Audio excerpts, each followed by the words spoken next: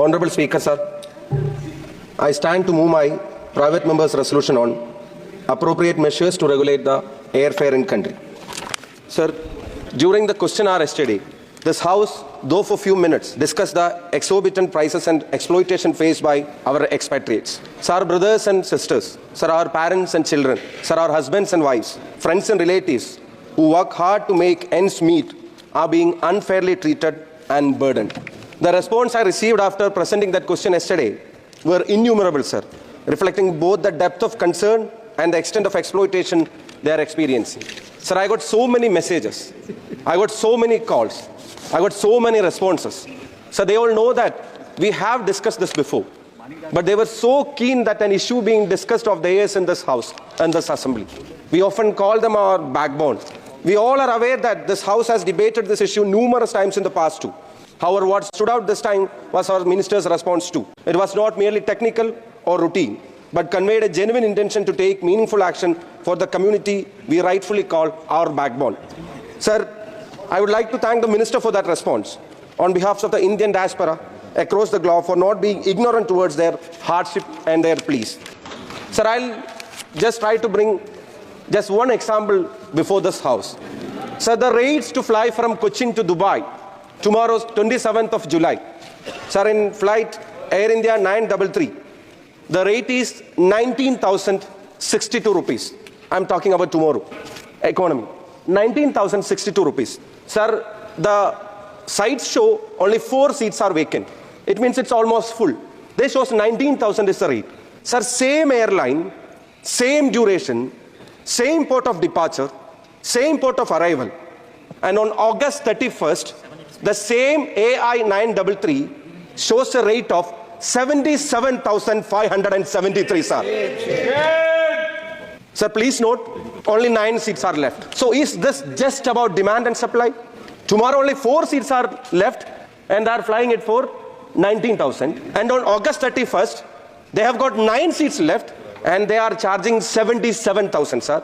Sir, how can they come home? How can they go back to their work? They all are not rich people who are abundant in resources, sir. Most of them are normal laborers, sir, who work for a flat salary. Very flat salary, which may not provide them a ticket annually, which may not even provide them accommodation and food, but still they work hard so that they can ensure that their family is having their bread and butter. They can ensure that they can meet his or her parents' treatment. They can ensure that they could send his child to some school where he or she can learn as a future of this country. Sir, this 77,000 rupees, how can a normal employee abroad can afford? And if it is a family trip, sir, think about 4 members of a family coming home in their vacation and trying to going back after the vacation being charged 80,000 per ticket. Sir, 3,20,000 one way to fly to their work means what will they earn, sir, in their life? What will be their balance in their life, sir? The small amount that they get from the salary after all their expenses. Will it be enough for buying a ticket, sir? So we often call them our backbone. Sir, we boast about their remittance. They give billions of rupees to our economy. Sir, our state, we get annually 1,10,000 crore rupees a year through remittance. But what do we give them back, as we discussed yesterday? The ministry is here. I thank him for his response yesterday. Sir, it gave us some hope. They know that this has been discussed before also numerous times. उम्मीद उस पर पूरा action भी करेंगे और जो जो विषय उठाए आप पे कोई एक्शन करेंगे। मंत्री जी, जो जो विषय उस समय उठे थे राजमान्य सदस्य, उस पर सारे एयरलाइंस वालों को बुलाइए और उन जरूर करेंगे सर, वो मेरे उन पर एक्शन करिए। सब पैसा पार्लियामेंट का जाता है। Yes. ये संसद की तरफ से पैसा जमा होता है सारा का सारा। Apologize for being late, sir. I was stuck with some other thing. Thank you, Speaker. Sir, as the minister is here, I would like to mention yesterday's reply was not mechanical or typical. An intent was there. Sir, the diaspora outside India, they called, so many of them called, so many of them messaged, so many of them responded through social media. They all are eagerly and keenly awaiting some actions from the government to happen because they feel that it's not market driven, but at times this is greed driven by the airlines. Sir, I just got an example before your arrival. I would like to repeat it in small sentences. 27 July 2024, sir, I'm talking about tomorrow. An airline from Cochin flying to Dubai, Air India airline, AI 933, is charging 19,062 rupees for tomorrow's ticket from Cochin to Dubai. Economy. Sir, the same flight the same duration, the same port of departure, the same port of arrival. On August 31st, the same carrier is charging 77,573 rupees, sir. Sir, how can we call this just market-driven? I repeat, this is greed-driven. Sir, how can we call this profit-making? Sir, I repeat, this is extreme exploitation of the situation. Sir, we all know that we call them backbones of this country for the remittance that they give us. Sir, and all our agencies, all our laws, all our acts passed, all our monitoring bodies, all our rights, all our scopes to intervene, even the Directorate of Civil Aviation, the embassies, the parliament, the cabinet, sir, the courts, sir, everything and everyone stay as a silent spectators when our beloved experts are looted like this. Sir, this has to stop. It is high time that we have to put an end to this by showing our political and administration will. Sir, I repeat, 19 to 77,000 in 30 days cannot be justified as market-driven. Sir, I mentioned before you came, how about 4 of them coming here? How about 4 of them going back after the vacation? How can they afford this? Sir, when Zainul Abid, a constant of mine, went to the court regarding this thing, the court and the government, they presented Rule 135(1) of the aircraft rules. The arbitrary and unlimited powers given to the airlines to fix their tariff under Rule 135(1) need to be redefined, sir. It cannot go like this. We cannot allow them to loot our people like this. We cannot allow them to exploit our people like this. Sir, it's very important to note one thing. According to the report of Airports Council International, India has the highest airfares compared to other countries in the Asia Pacific and the Middle East region. The highest airfares, sir.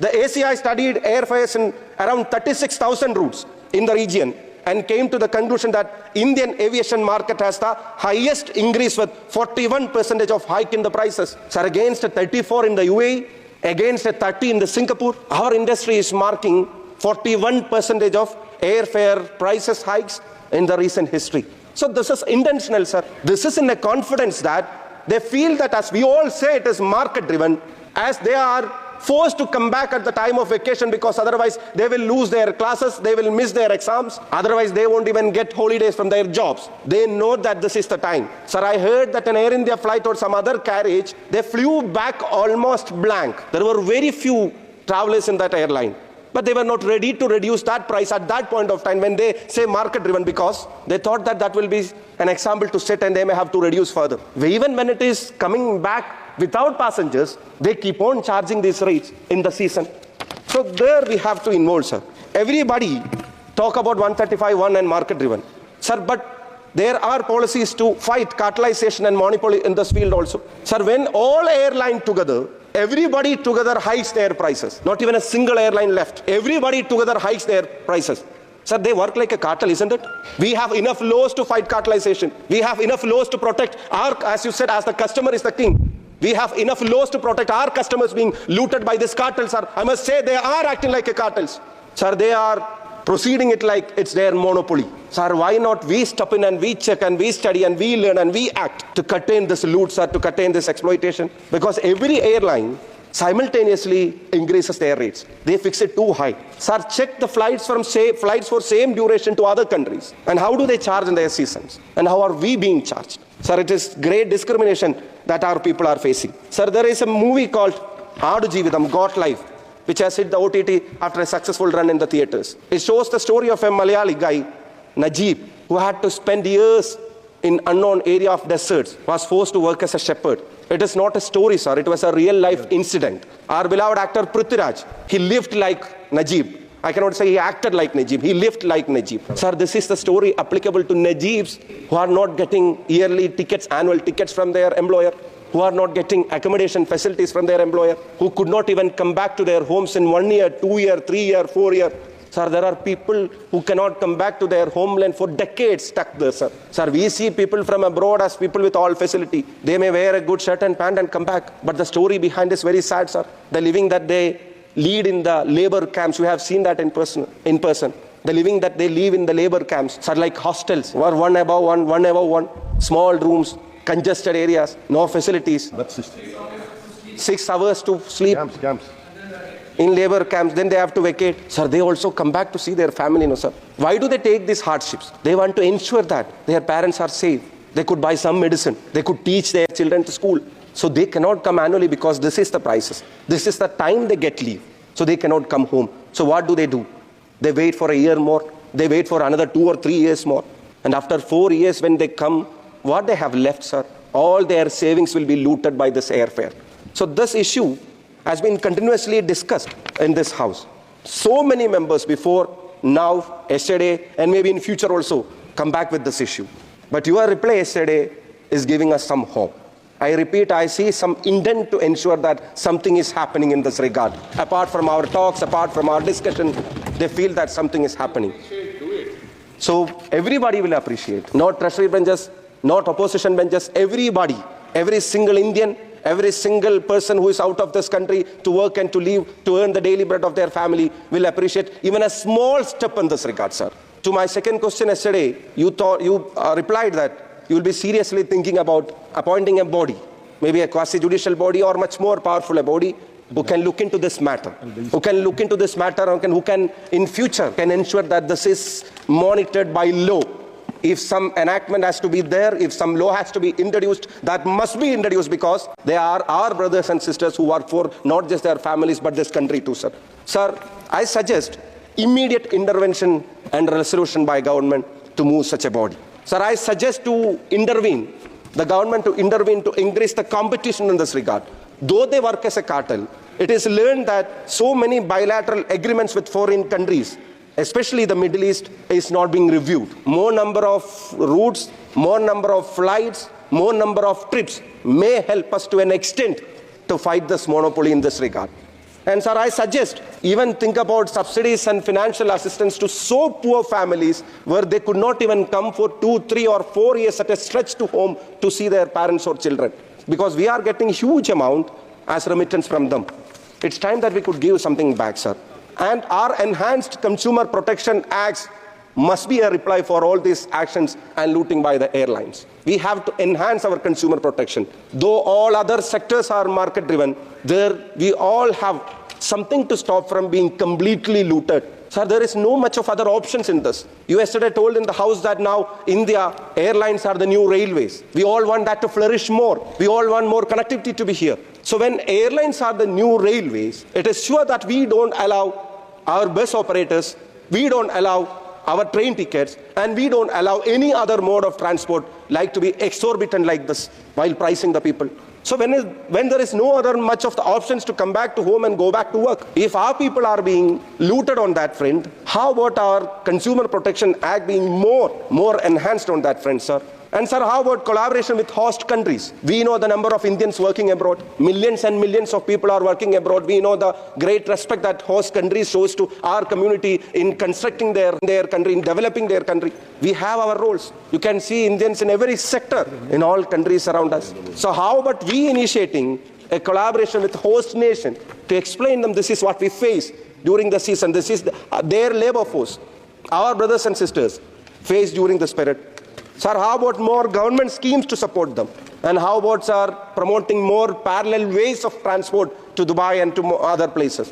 Sir, I have read news about even ships being used as a parallel transport mechanism. They may have to travel 3 days. But this exploitation at the time of season, if someone wants to do that, how about giving it a try? I've seen some news regarding that it has happened before. These actions are a necessity for our citizens who live abroad. While moving this resolution, I strongly believe that this is not just an exercise of tongue, but this will initiate some kind of actions from the government. Sir, the Indian diaspora throughout the globe is keenly waiting an action for them. I remember your first response when you took over the ministry. When you took over the ministry, you were facing the media, you were answering them. Then you said this word that you want airfares to be affordable for the people of India inside and outside. Believing that is a motto, believing that is a principle, believing that is a promise and pledge, I urge the government to intervene immediately. I urge the government to form that body which can look into this, which can talk to our people abroad, which can talk to their relatives back home, which can know the social consequences, which can know the economic consequences.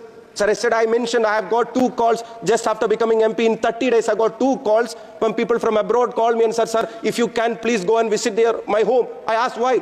Sir, my father passed away. My mother passed away. I asked, aren't you coming, sir? If I come now, I cannot go back. I cannot afford the ticket. If he cannot see his mother or father for the one last time because of their airfare prices, Sir, we cannot skip from this saying this is market driven. This is the largest democratic nation in this country. This is a strong nation. We cannot allow our citizens being looted by any airline company for that matter, sir.